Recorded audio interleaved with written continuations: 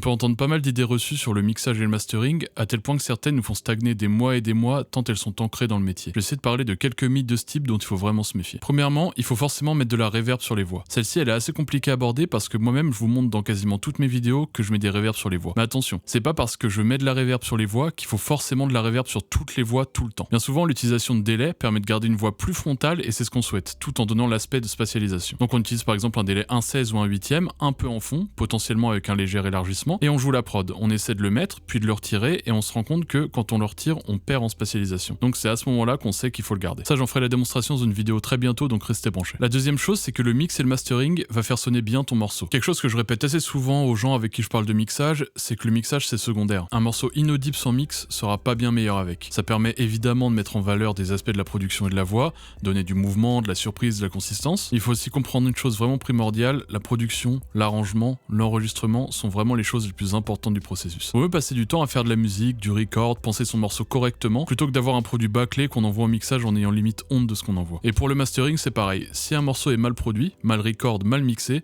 le mastering il va pas sauver ça. Chaque chose en son temps, chaque étape est importante. Si tu veux un bon morceau, il faut produire un bon morceau. Je compte plus le nombre de fois où j'ai entendu des maquettes meilleures que la plupart des sons que je peux entendre au quotidien. Donc voilà, ne vous précipitez pas, prenez le temps de faire les choses et d'apprécier les faire. Si vous faites de la musique, j'imagine que c'est par plaisir, donc le temps passé, peu importe. Alors la troisième chose, c'est il y a des fréquences moins bonnes que d'autres. Alors ça peut ressembler à un CSC de ma part, parce que dans chaque vidéo, on me voit retirer des 500 Hz dans la voix, mais j'ai de bonnes raisons de le faire, c'est parce que bien souvent ces enregistrements, ils ont été record dans des conditions qui font que ces zones sont problématiques. J'ai souvent vu ou lu qu'il faut retirer les 200 Hz des kicks, qu'il faut toujours mettre un coup bas sur tous les instruments. Moi-même, je suis déjà tombé dans le panneau de travailler par automatisme à cause des idées reçues de ce genre. Ça a vraiment freiné ma progression, il y en a encore probablement beaucoup dont je n'ai pas idée qui parasitent mon travail. Une fois que ça rentre dans ton quotidien, ça devient compliqué de se rendre compte de ces mauvaises habitudes. Donc il n'y a pas forcément de fréquences meilleures que d'autres. On peut potentiellement en préférer, ça fait aussi partie de chaque ingé son d'avoir ses habitudes de fréquence. En revanche, il y a des zones fréquentielles et de perception qui font qu'une zone vont faire ressortir plus ou moins quelque chose. Des zones dites de chaleur dans l'omide, des zones de présence un peu plus haut, des zones de clarté. Essayez de comprendre et d'assimiler des zones fréquentielles plutôt que les fréquences en elles-mêmes. Numéro 4, on nous dit qu'il n'y a pas de chaîne secrète de traitement. On peut lire ici et là qu'il n'y a pas de chaîne de traitement magique pour les voix. Pourtant, on a beau appliquer tout ce qu'on peut voir, on n'arrivera jamais à avoir les résultats des pros. Une partie des ingé sons font en sorte de garder leur secret, je sais pas trop pour quelle raison, peut-être une histoire de concurrence. Mais il y a bien une chaîne de traitement type qu'on peut utiliser pour avoir des résultats à tous les coups,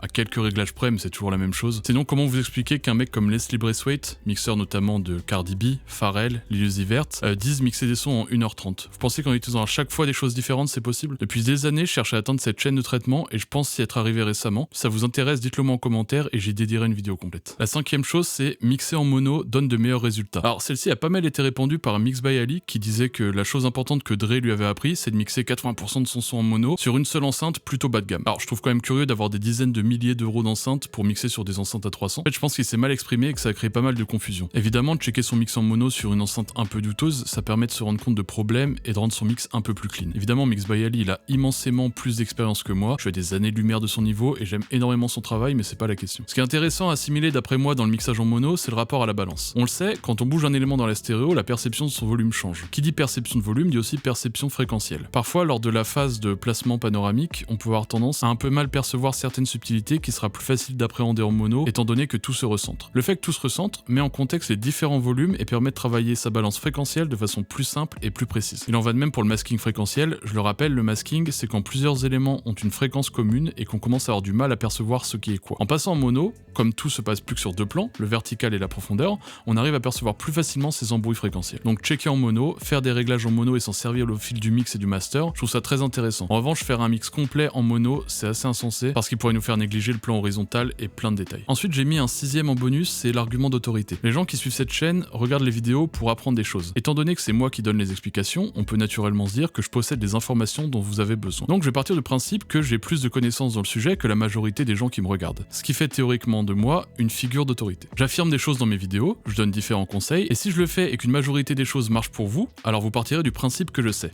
Attention, c'est très important de ne pas partir du principe que qui que ce soit sait. C'est pas parce que j'affirme des choses qu'elles sont vraies, j'ai potentiellement dans plusieurs vidéos dit des choses que j'aborderai différemment aujourd'hui. Dans cette vidéo même, j'ai probablement affirmé des choses discutables. Quand vous lisez, entendez ou voyez des choses sur le mixage, essayez-les, remettez en question ce qui a été dit et faites votre propre idée et votre propre chemin de mix. Peu importe qui l'ait dit. Un bon exemple, c'est que j'ai remis en doute Mix by Ali dans le point 4 qui est quand même une pointure dans le domaine. J'aimerais revenir sur le point 5. J'ai volontairement dit n'importe quoi avec beaucoup d'aplomb. Certains d'entre vous ont dû comprendre tout de suite et se demander comment je pouvais dire ça. c'est complètement n'importe quoi. Il n'existe évidemment aucune chaîne de traitement qui marche à tous les coups tout le temps. Il existe des outils, des techniques et des habitudes qui font qu'un mixeur pourra au fur et à mesure de sa carrière créer sa recette, ce qui fera sa particularité. Mais en aucun cas une chaîne type marchera à tous les coups tout le temps avec les mêmes fréquences en permanence. Ça dépend des voix, ça dépend des endroits où c'est record, ça dépend des micros. Si Leslie Braithwaite mixe vite, c'est parce que c'est un immense crack, rien de plus. Voilà, je pense avoir fait le tour de ce qu'il y avait à dire dans cette vidéo. Si ça a permis à quelques-uns d'entre vous d'y voir plus clair, alors ma mission est accomplie. Si tu veux me soutenir, tu peux mettre un pouce bleu, suivre la chaîne si c'est pas déjà fait et aller me suivre sur Insta.